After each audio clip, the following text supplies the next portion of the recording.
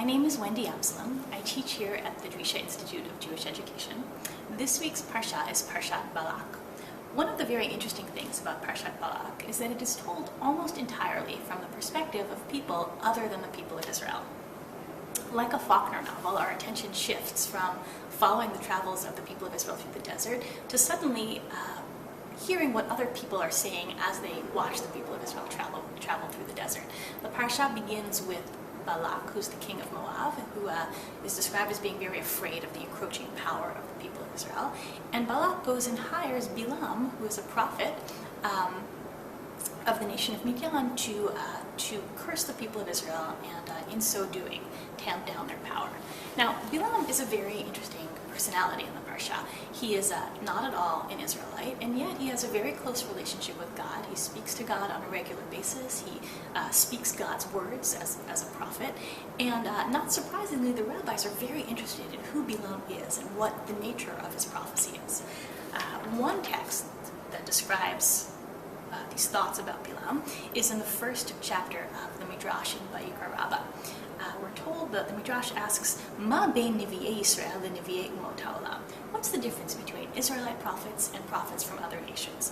And there are two different answers to this question. The first answer that's given is given by Rabbi Chanina bar Papa.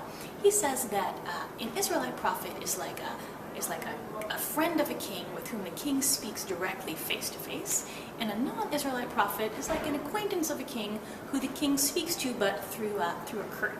So the sense is that the king is sort of communicating with both people, but with one of them there's a much more direct channel of communication, and so too the Israelite prophets have a much more direct channel of communication with God than the non-Israelite prophets.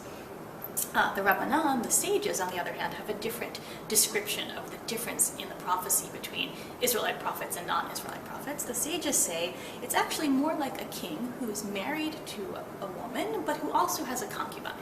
And the Rabbanan say when the king walks about during the day, he walks about very proudly in public with his wife.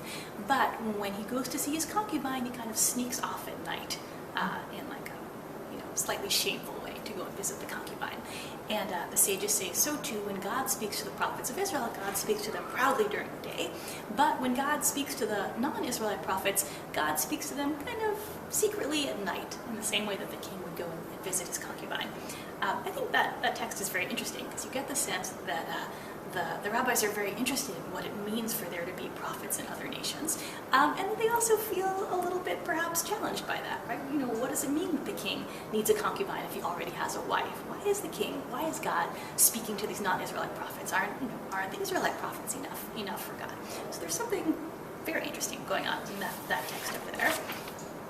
But both opinions, both the opinion of Rabbi Chanina bar Papa and the opinion of the Rabbanan, both point to the fact that the Israelite prophets are clearly kind of in a better, more heightened position than the non-Israelite prophets.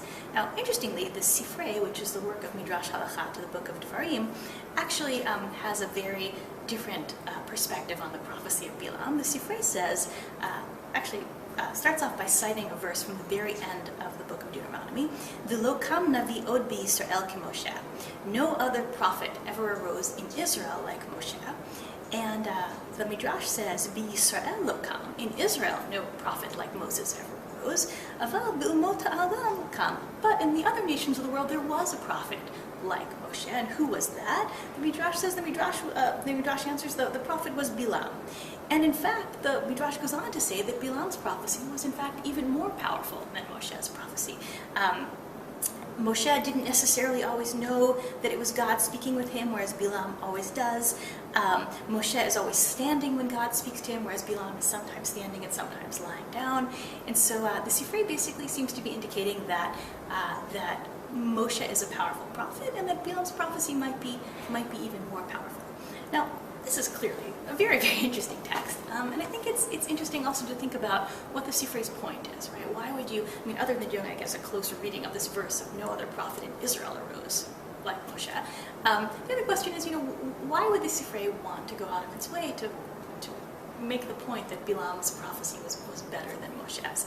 And I think it might be that, as a person reading through all of the Bible, we could easily, walk away with the impression that Israel is not only God's chosen people, but almost Israel has a monopoly on God, right? we are, all of the most important things that God wants to communicate, God communicates through the people of Israel.